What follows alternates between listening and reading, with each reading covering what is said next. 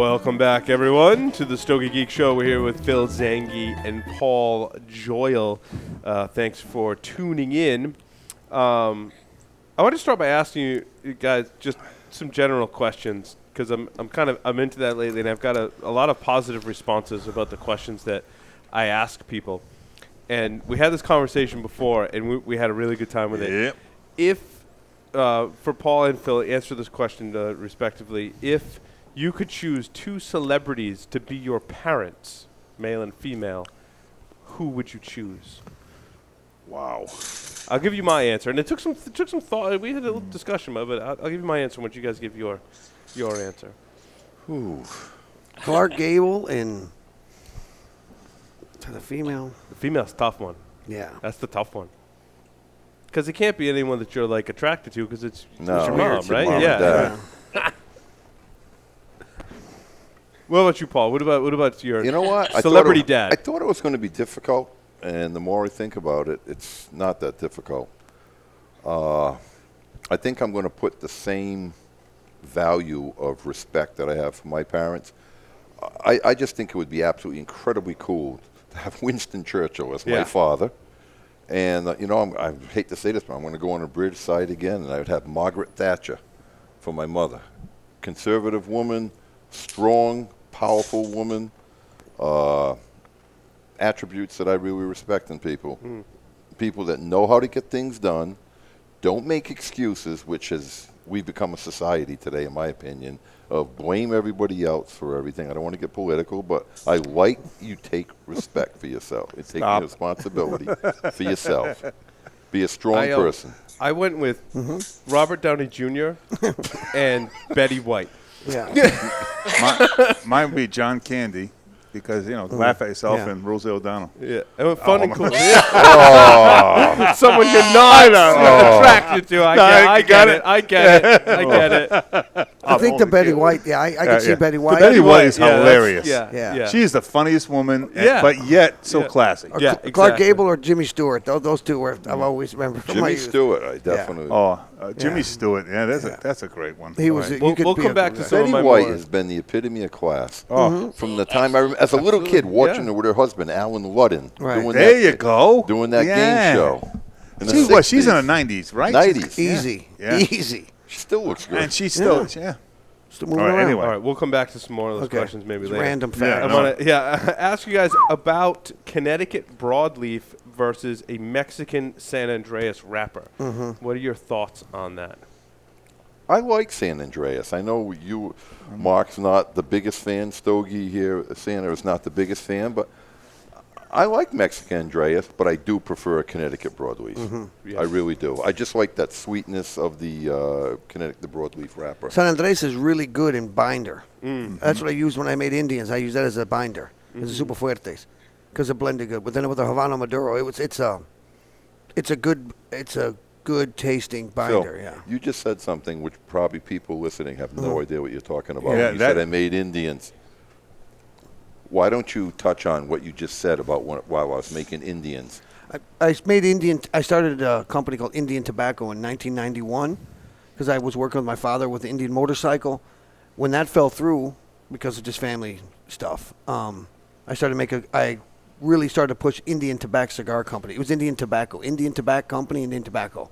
And during that tenure of that, I'd say 98, I moved factories from Honduras Cuban Tobaccos to Nestor Plasencia. And the person you all know was named Rocky Patel. He was my partner at the time. He became my partner like in 96. He was the front man. He became the front man. Yeah, because I had done the most of it in the beginning, and I was concentrating most of my time in manufacturing in the fields and living in Nicaragua and Honduras and Danlí. And I lived in Jalapa for a couple of years. And when I wanted to launch Super Fuerte, getting back to that, I wanted a good, sweet strength, So the San Andres worked out really good as the binder, and then the wrapper was, a good Havana Maduro. And then we eventually went to Costa Rica Maduro wrapper. That was really good leaf, too. That's another thing. Maduros, that's a conversation forever, Yeah. How about you, Coop? What's your... It's broadleaf, hands down. Yeah. Hands down, broadleaf. And, Yeah, same for me too. I've been kind of probably the most anti San Andreas person, although I have been surprised as of late. But when Broadleaf is on, in my opinion, it's on. It's just so sweet, you know. It is. It Very, really very is. distinct. Very distinct flavor. Yep. What about Ecuadorian Connecticut shade versus a U.S. Connecticut shade? Also grown in Connecticut. Yield. Well, it's there's just, I think it's night and day difference. You get regular Connecticut shade, great wrapper. I mean, obviously, and you see it on so many of the top Connecticut cigars out there today. But it has limitations. It is what it is. It's going to be a very mild, not very complicated tobacco. And that's the U.S. Connecticut. And that's the U.S. Connecticut, yeah. Where, you know, the Ecuadorian Connecticut grown in Ecuador, totally different soil, and you get a different complexity and the composition. It just comes together Phil made it totally, interesting. totally different. Yield. Yield. The American Connecticut, it's got a straw taste. It's a little thicker, so you'll get per pound you'll probably get 80 to 90 leaves. But the Ecuadorian Connecticut you get 120 leaves a pound. The yield's higher. It's thinner, less vein.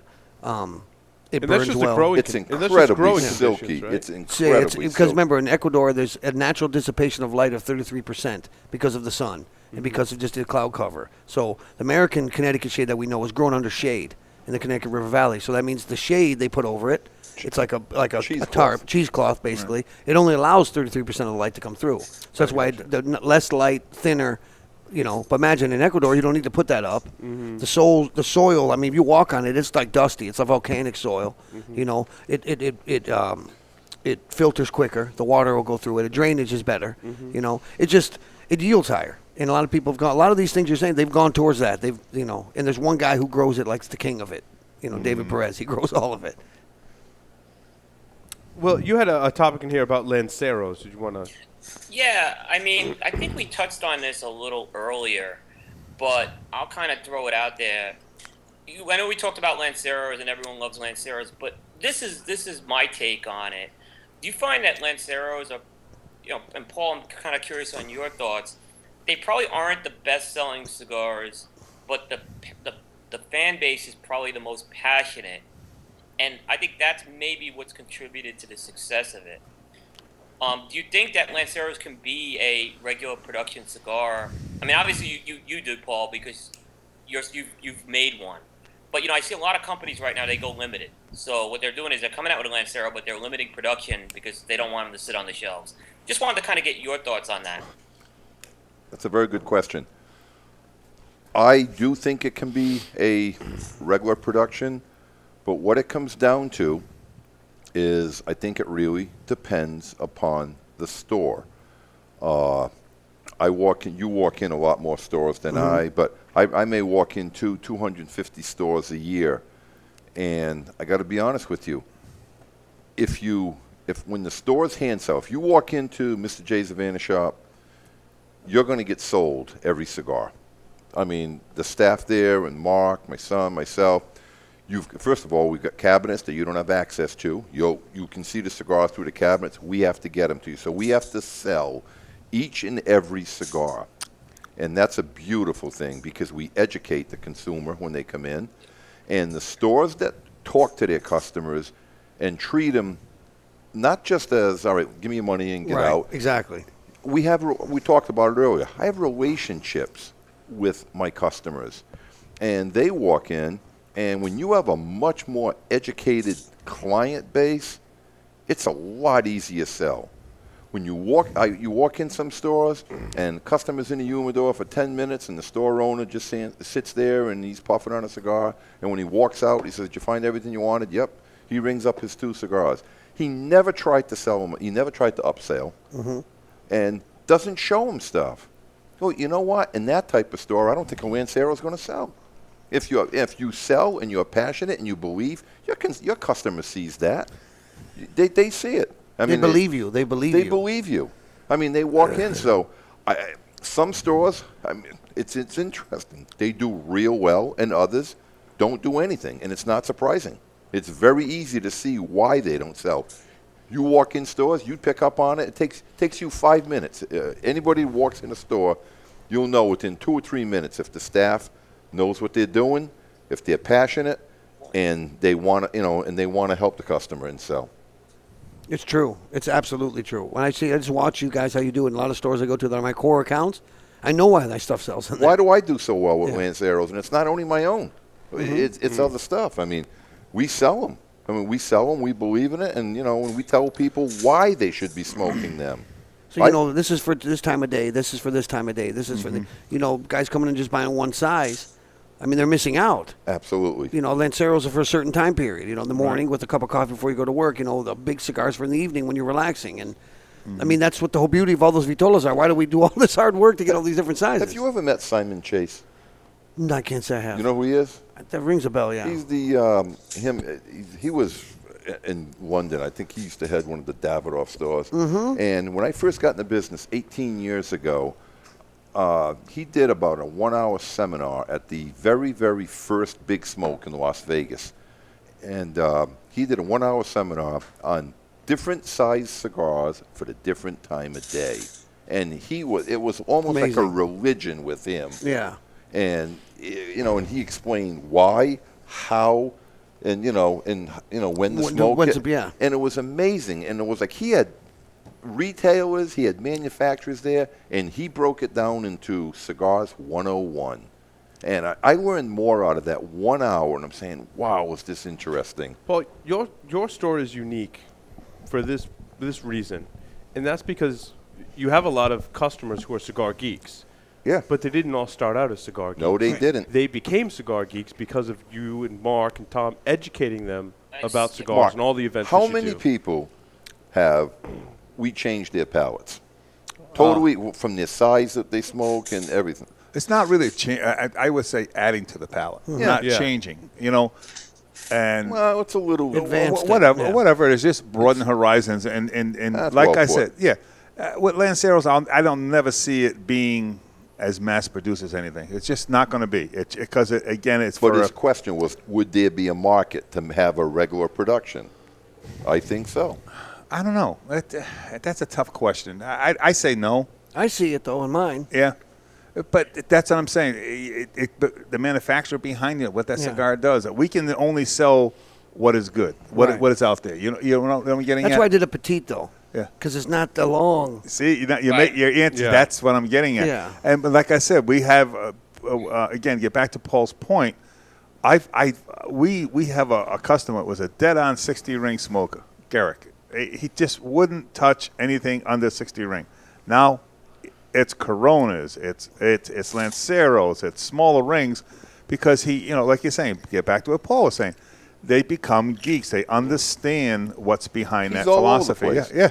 He'll smoke. Yeah, but he doesn't go big rings. Grady was the same way. Grady was not always a big ring. He's a young guy with a really advanced palate. And we got a 19-year-old guy in the back right here, Nate. Same thing. His palate and his choice and level, not just from us, but researching what it's all about.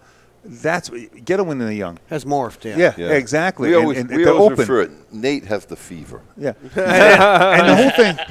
The whole thing is when you're old, there's a word that just scares people is change. That change, a an old person. I wouldn't know about that. Yeah, me either. I'm that's why I forget half the things I say because I'm old. I realize that. But no, the elder statesman. Elder statesman. They come in and they go to that one brand and it's hard. But when you got that younger core group, that's where you get them. Any industry, get them when they're young. Will, how long have you been in the cigar industry? How long have I been in it? 7 years. 7 years. Yeah. None of us are probably into it long enough to realize, but back in the 60s and 70s, I mean, our parents, they smoked one brand. Mm-hmm. That was it. Yep. That's my brand. My grandfather was like that. That's my brand. Mm-hmm. Yeah, my dad was Dunhill. Today, the customers probably, the average customer probably has a rotation of maybe 9 to 10 cigars that they're always in, and you just want to get in that rotation from a manufacturer. That's all you're asking for. That's all I'm. That's just put me in there. No one's going to just smoke one cigar. There's so many good ones. I mean, listen, I have my own cigar. I smoke Phil stuff all the time. I smoke other manufacturer stuff. Yeah. One, it keeps you honest. it also gives you credibility. Yeah. I mean, when you're raving about somebody else's stuff, you don't come across as a show, you know? Let's be honest, there's a lot of great There's a lot of manufacturers. great stuff out There's there. a lot of great stuff. I think the not? boom for that. I Yeah. really do, because a lot Yeah. of there was a time frame, like there's like a very weird cycle in tobacco. Like first it was like, you know, with cigars, then pipes came in. Back, I'm talking, you know, turn of the century, you know, and then cigarettes hit, and then cigarette non-filters. Then the filter came in that took that all away, and then it went back to like, it was cigarettes, and then cigars a little bit in the 70s, and then in the 80s, Macanudos, they got good. Then the 90s hit. And I really believe that it was because of the millennium coming. People were going back to the old ways of things, opulent, living big, you know, because that's what I think really happened. Because champagne sold out. Now you can get all the champagne you want again. But right before 2000, there was no champagne. People were making cigars, smoking big cigars, having a good time, dressing up, because the era was over. And I think it was more of a subconscious thing, you know. But I thank the boom, because I remember when I first started in '91, that people just laughed at me. I was like 19 years old. They're like, why would you even want to smoke a cigar? No one, that's disgusting, you know. No, it's going to be something. And then with the Indian, I just started going, and it got bigger and bigger. And then boom, it hit. You know, I was lucky I was on the cusp. But then I saw, when I was living in Dunlea, we sit in this little hotel, and there was like maybe me, Nestor, his uncle, a couple other people there. Then all of a sudden it went from like 5 guys to 10 to 20 to 30. The thing was full. The people never had any room in the hotel anymore, you know? That place, Hotel Las Vegas? No. That's no. I never stayed there. Okay. No, but we It was all. I think Granada- we the all. Granada Hotel. Can Las we all Vegas say is this? gully, though? yeah. We all No. started out with big rings. Would that be fair to say? No, I didn't start out with big rings. No, really? I didn't. Wow, I did. I didn't. I Because started I think out the with personification. Lonsdales. Yeah, really. I started out with Macanudo Portofinos and Cubans, and I wanted to ask you guys about Cubans. There are some that kind of put down Cubans, won't smoke them for whatever reason. But what do you guys like to smoke for Cubans? You know, well, people always ask me, you know, are Cubans Hope there's that my much answer. better than everybody else? And my Age-old answer question, is, right? they're different. They're different. It's grown in a different climate, you know, it's different soil. They're different. They're not for everybody. Cuba puts out a lot of garbage, too. I'll say it. But they put out a lot of great stuff, too. They're benchmark. You know, I like Monty 2s. I like Partagas D4s. I don't like Cubans. Mark doesn't like him. Ramonionas. There's a lot. There's a lot of great stuff out there. I've always liked Bolivar. I used to like Bolivar Yeah. Bellicoso. Sancho the Panza little fino. Bellicoso's really good. Oh, that Really is good. it. My friend gave me Yeah. one that was super aged. And it I was, look at it this way: Cuba has the best tobacco in the world, but they don't make the best cigars. yeah. No, That's that's, a very good way well of put. putting it. Very Yeah. well put. Yeah. That's Because the way to put it. hence everything's Cuban seed. There's a reason why we use Cuban Yeah, seed. yeah. You know, but Good the way point. they don't cure it correctly. If you get a really good, like I've been to the Habanos festivals and stuff, you know, what they're giving you then is the top grade English grade, because England even has another grade that they even pay Cuba to have their own inspectors to check the cigars that go to England. That's why they're more expensive, right? And that's Yeah. why if you get English grade, you're probably going to get a really good draw and the really good Cuban cigar. But I've had some stuff that they give you like a sample. There's nothing like it. Partagas Series P for me, that's what I blended off of. That's what I wanted to say. This is, to me, is the pinnacle of the Cuban. And that's That P is Remember just, that? Remember Yeah. Yeah. Is that with the your Bellicoso? 'Cause That's what it's almost exacting. It similar fits in the size. same You box. said It does everything. Oh, that's You know, Yeah, interesting. that says it all. we are all lovers of the leaf. Yeah. You There know, it is. I'm playing two hands here because I'm at a retail shop, but I'm on a manufacturer Is that an side. LOL? But I'll say this, and I say it all the time. In my opinion, no, it's not my opinion. I think it's a fact. The cigars today are the only commodity that are affordable to everyone. I mean, realistically, the most expensive cigars like Phil's and stuff, whatever, or, you know, whether it be 15, 20 bucks, everybody can say, you know what, I want the best there is and You can can buy afford it. it. You want the best watch? You can't afford it. Yeah. You want the best car? You can't afford it. It's the only commodity that is affordable to everyone. Everybody can have it. Affordable opulence, yeah. It is. It really is. That's And a good point, Paul. Necessary. I'm going to use that, Paul. Thank you. I'm stealing that one. Phil and Paul, you know, both your cigars, like you said, are affordable. Have you thought about going in either direction of the spectrum and going for a much less expensive cigar to hit that part of the market? And have you also thought about going to the much higher end of the cigar, that $30 type cigar? Well, I already have an inexpensive house blend that we do, and I do just phenomenal with. It's called the Commendatory line. Davidoff makes that cigar for me. So I do have, and that's like in the 350 range. So, and it's a sun-grown wrapper. It's a great cigar. So I already have one of those inexpensive ones. But again, we wanted the best for the dollar. Yeah. And my cigars are in that 7 to 10 range, $6.75 on a silk up. But I don't know if I've gotten enough, if I'm known enough yet. I wouldn't do it. I'm not in a position, I don't think, to come out with that $15 cigar. I don't think I can right now. But then again, I shouldn't say that. Phil did everything the opposite way.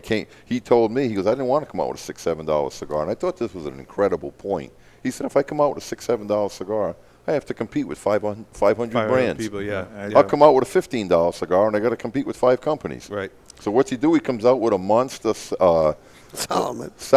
Yeah. And then comes the What's next. What's the retail on the Solomon? It's what, $20? Yeah, it's like $20. Yeah. You know, if you're going to buy 2 $10 cigars, Right. you get the same from that or more.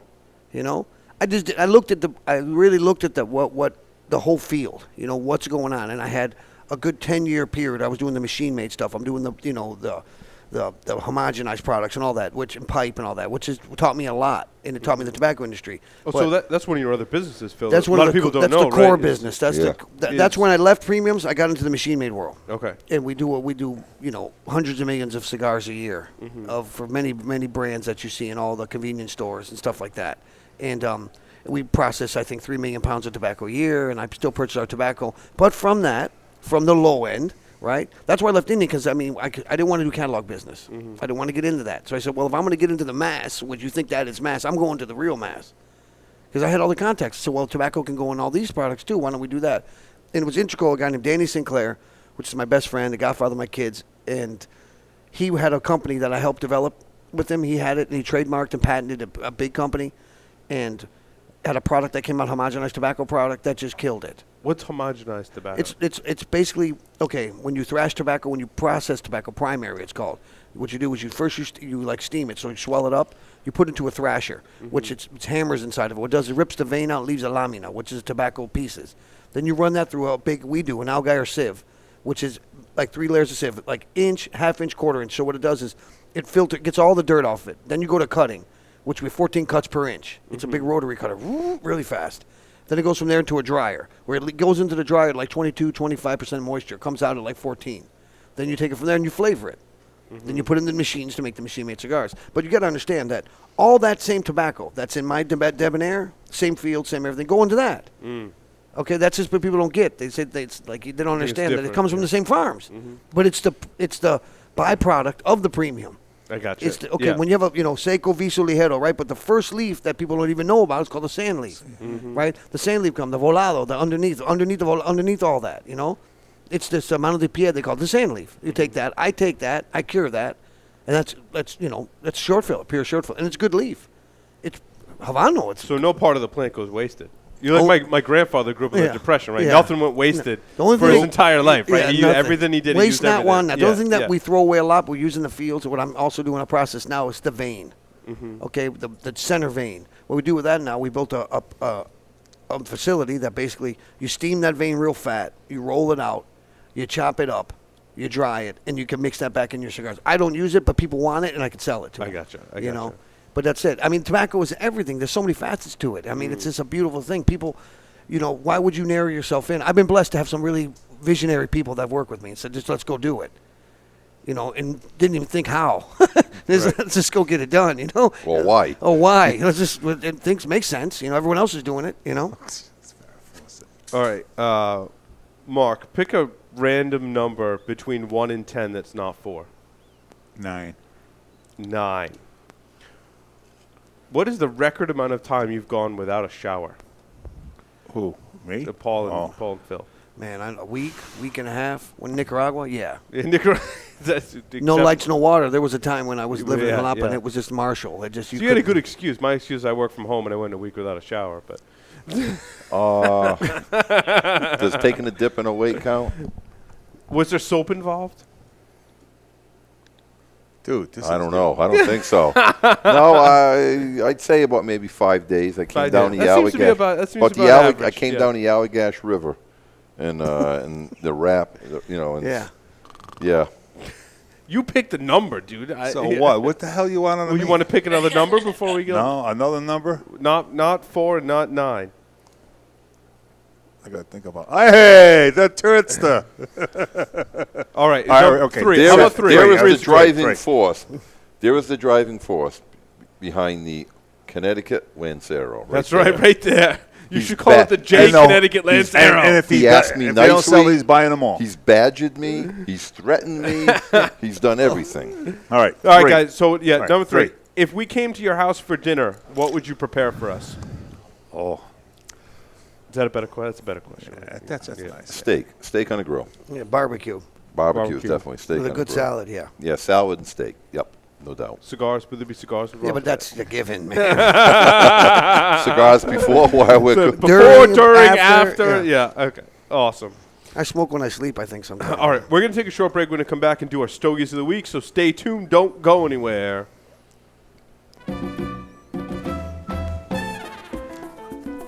Give him. Yeah, you got a first degree. Where's the first degree? Yeah, get him the first Jason. time. No.